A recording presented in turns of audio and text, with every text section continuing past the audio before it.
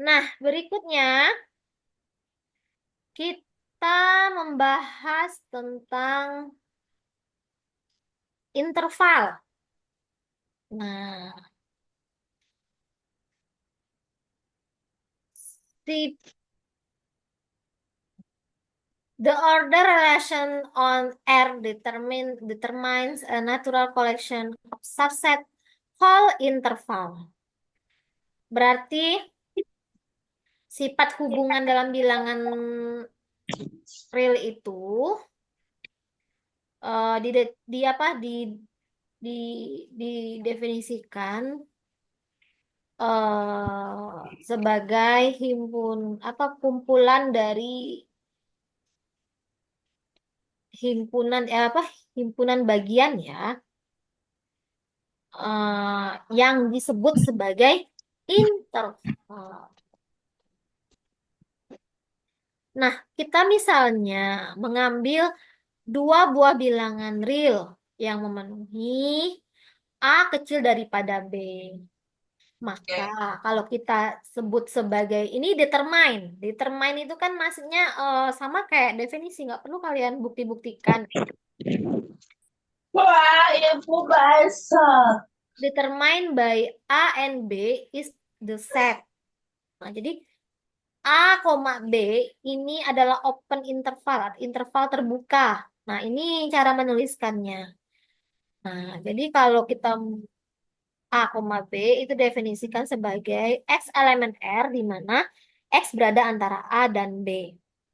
Nah, A dan B-nya itu dinamakan adalah endpoints. Endpoints dari intervalnya atau ujungnya, titik ujung dari interval.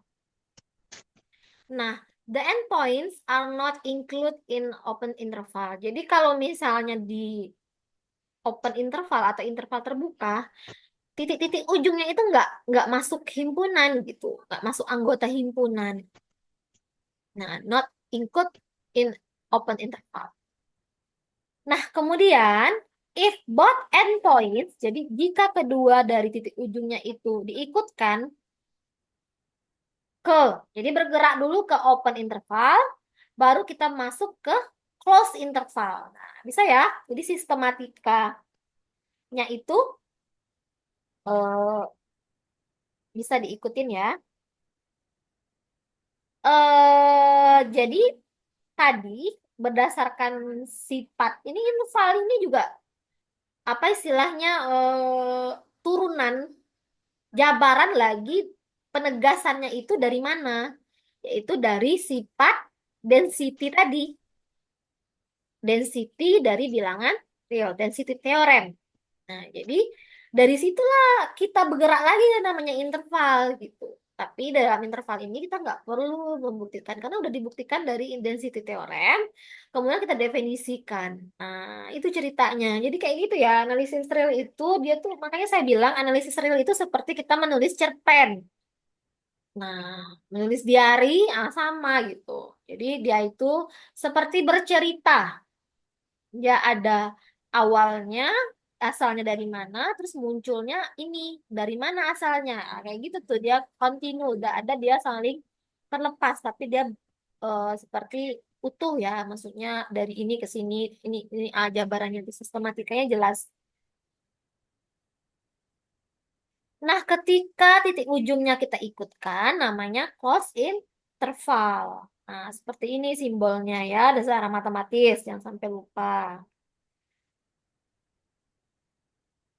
Nah, kemudian half open, berarti setengah buka atau himpunan setengah, interval setengah buka atau interval setengah tutup.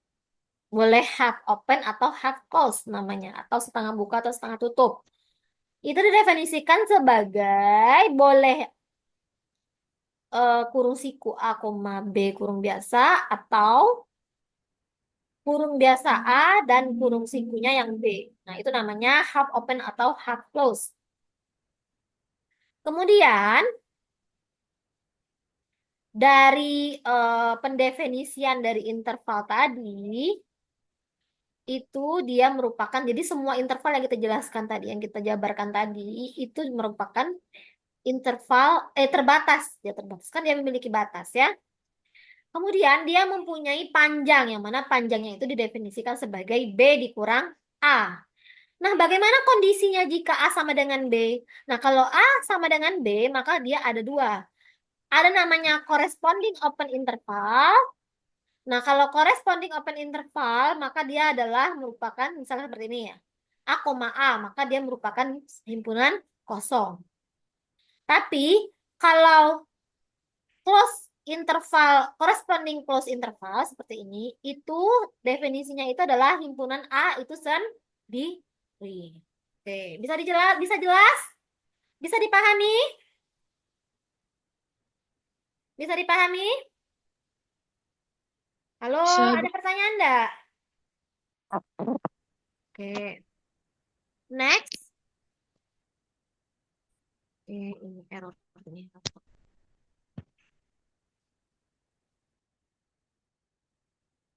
Ntar ya, Ibu mau mau itu halaman berikutnya ini susah pula. Kenapa lah ini? Laptopnya ini agak lola.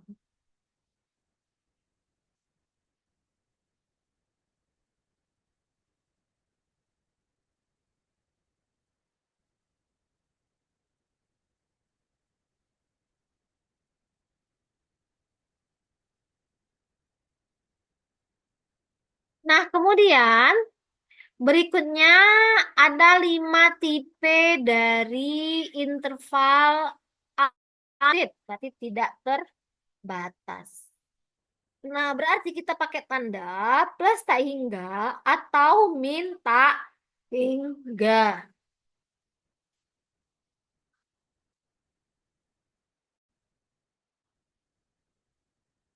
Jadi contohnya apa aja? Misalnya A koma tak hingga atau min tak hingga koma B.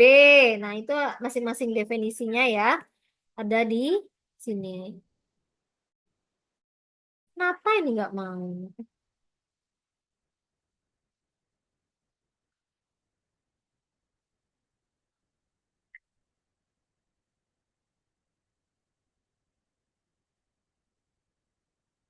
Ada pertanyaan, silakanlah. Ibu tunggu dulu kalau ada pertanyaan.